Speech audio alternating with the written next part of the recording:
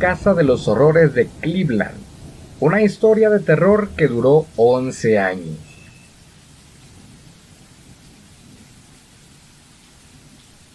No soy un monstruo, estoy enfermo, decía un sujeto llamado Ariel Castro, tras haberse declarado culpable de 937 cargos de violación, secuestro y agresión. Dejaré que juzgue tu propio sentido de la realidad y la justicia, si esta excusa puede ser algo más que un ridículo lloriqueo emitido por un fracasado que finalmente, luego de 11 años de sembrar un terrible horror y dolor a 3 jóvenes mujeres, fue enjuiciado y encarcelado por sus terribles crímenes.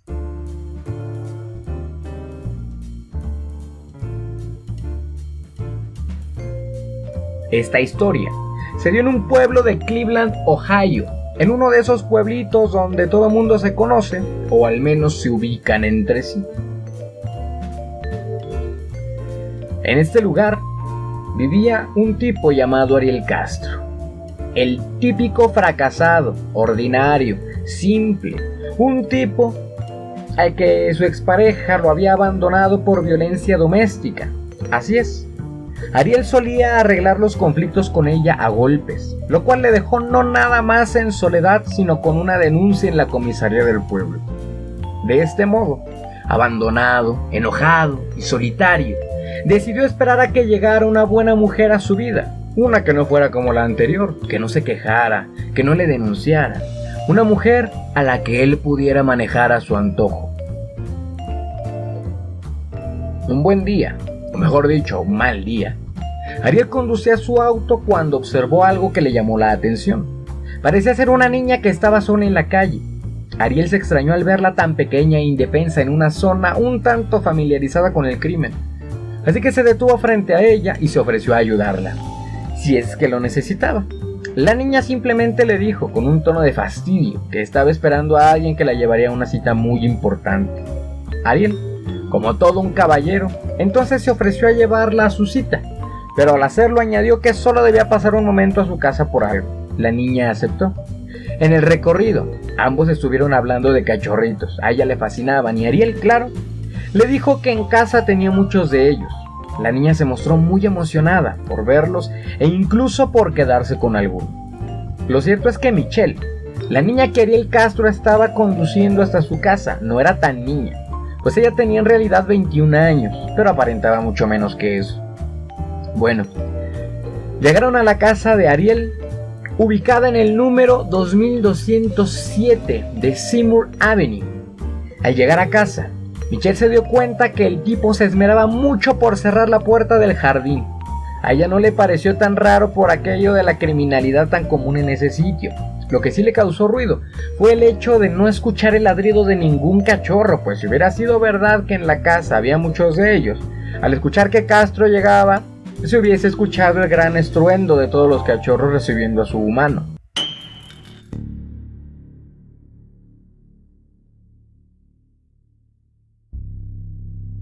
Quizás cualquiera de nosotros al instante habría buscado salir de ahí, pero Michelle, por alguna razón, ya sea por nervios o qué voy a saber yo, entró en la boca del lobo. Sí, así le llamó ella en declaraciones posteriores.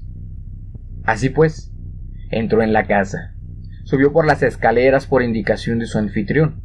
En ese momento su inseguridad le hizo pedirle al tipo que la dejara ir. Quizás ya sentía que estaba a punto de sucederle algo muy malo, quién sabe.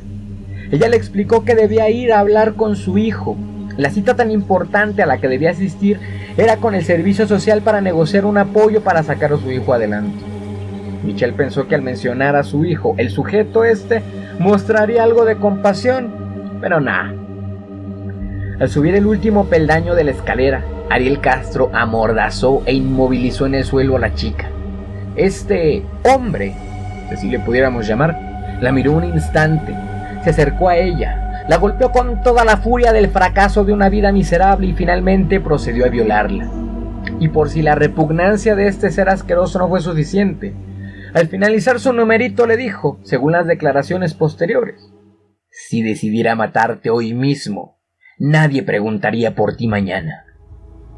Vaya, que hasta ahora este Ariel Castro parece ser todo un cerdo, ¿no es así?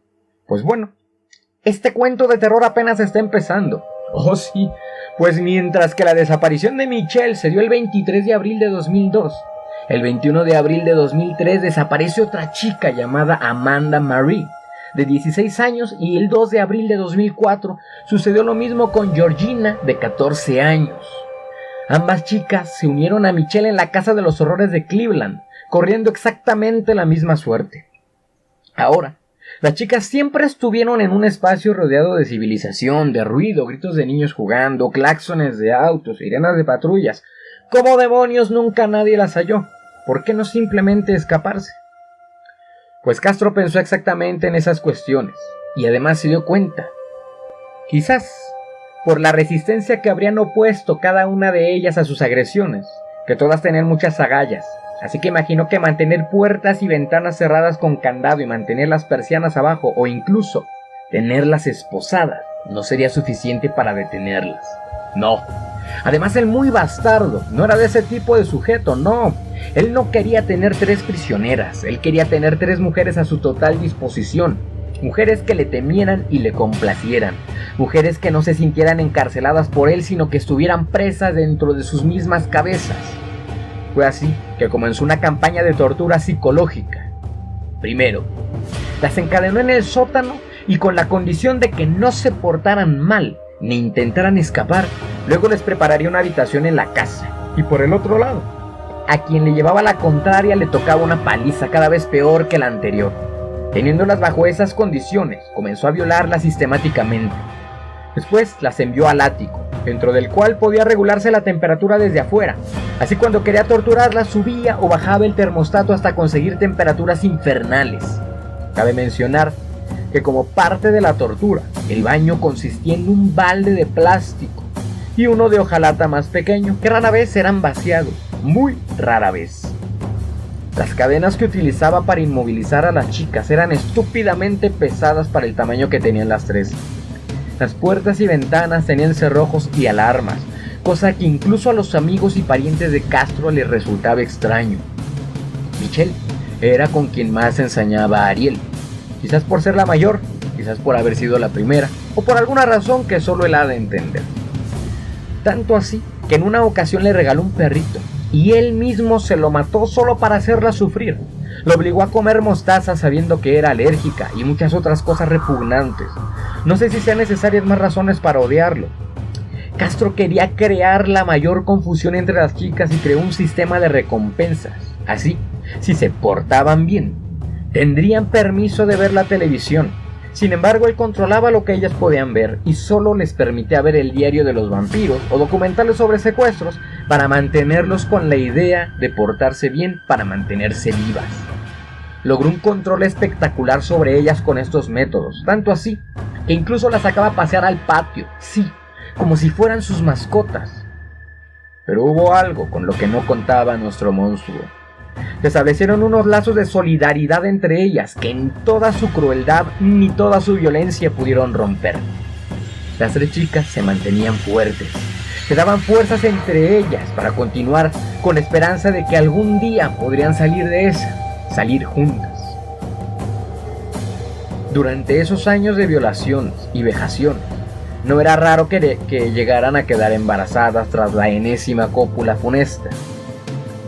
Bueno, cuando esto sucedía, porque vaya que sucedió, Castro las golpeaba en el vientre o las obligaba a realizar ejercicios que lastimaran al feto, les dejaba sin comer o las alimentaba solamente con té, en fin, les hacía abortar de manera natural o algo así.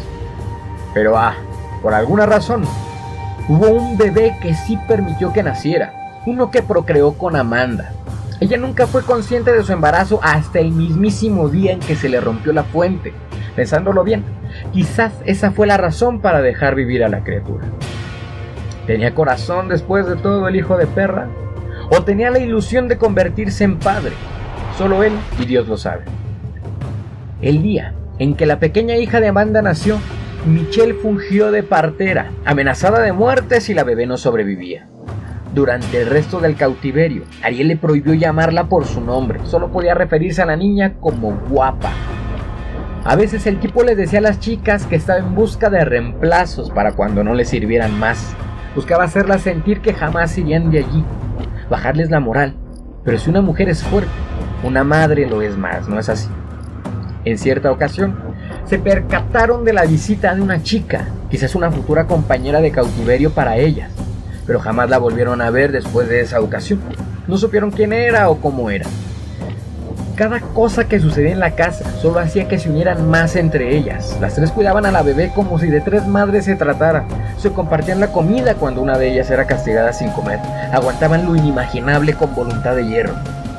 Había ocasiones en que Castro les llevaba regalos del exterior y en uno de ellos, un libro de colorear, Amanda recopiló sus atrocidades a base de dibujos. Pensaba que si alguna vez había alguna posibilidad de escapar, ella no lo lograría por su corta edad y su complexión enclenque. Pero al menos dejaría un testimonio que las otras pudieran utilizar. A veces podían ver las noticias en la televisión, observaban a sus familias buscándolas. Para Castro esto las torturaba más, pero las almas fuertes con todo se fortalecen. Y cada vez que miraban que sus familias no se rendían ante nada para encontrarlas, sentían más fuerza, sentían que había esperanza. Mientras tanto, el maldito guardaba las apariencias. Se atrevía a ir a la iglesia, visitaba parientes y el muy hipócrita incluso se dejaba ver en alguna que otra concentración de aquellas en que se rezaba por las tres jóvenes. Se atrevió incluso a llevarles un folleto donde aparecían sus fotos. La pequeña guapa creció y su madre le enseñó muchas cosas en una habitación acondicionada con juguetes y pizarrones, cosas que hubiera estado aprendiendo en la escuela. Le decía, para calmarla, que sus grilletes eran pulseras y hubo una ocasión en la que Castro se atrevió a llevarla a la iglesia. La niña fue como un ángel para ellas, pues mantenía su esperanza y sus ganas de vivir, pero más que eso, las ayudó a escapar. ¿Pero cómo? Bueno, la niña quería salir a jugar y les dijo a las chicas que la puerta de la habitación, una que conectaba con el resto de la casa, estaba abierta. No solo eso, también les advirtió que Castro había salido. Coincidió entonces que dos agentes veteranos de la policía que habían trabajado en el caso años atrás y que claro, jamás habían olvidado a las chicas desaparecidas, estaban muy cerca de ahí. Esa tarde, Amanda decidió jugársela y salió de la habitación. Un vecino se percató de que la chica y su hija trataban de salir de la casa y las ayudó a hacerlo. Claro, con la premisa de que Castro vivía solo y que no era normal que dos señoritas estuvieran tan interesadas en escapar de ahí. El mismo vecino dio aviso a la policía y a la vez los exagentes se apresuraron a informar que habían hallado a Amanda y a su hija. Amanda aún tenía miedo de lo que pasaría cuando Castro volviera, pero era poco lo que podía hacerles ahora, frente al vecindario, frente a la policía, frente a los medios. Un agente de policía entró a registrar la casa. Se encontró con Michelle, quien al principio parecía no darse cuenta de lo que estaba sucediendo, pero en cuanto tomó conciencia de la situación, lo abrazó y gritó repetidamente: «No me sueltes». Castro fue enviado a una celda de aislamiento. Su fianza se fijó en $8 millones. Fue condenado a cadena perpetua y a 1000 años adicionales. Su casa fue demolida y en su lugar hoy hay un jardín. Y bueno, supongo que como a mí, a ti que me estás escuchando, te gustan los finales felices, ¿no? Pues ya sabes lo que sucede con los violadores en prisión, ¿verdad? Exactamente. Castro no duró más de 34 días siendo bien atendido por sus compañeritos y decidió ahorcarse el muy cobarde. Pero ahora piensa, el sufrimiento de las chicas duró 11 años. El de Castro solo 34 mugres días. Y piensa nuevamente, ¿cuántas veces has pasado por cualquier casa del vecindario sin saber lo que hay dentro? Ariel Castro tuvo cautivas a 3 jovencitas durante poquito más de una década pasando desapercibido. ¿Quién nos asegura que no está sucediendo algo similar en la casa de algún vecino o vecina de nuestra propia calle?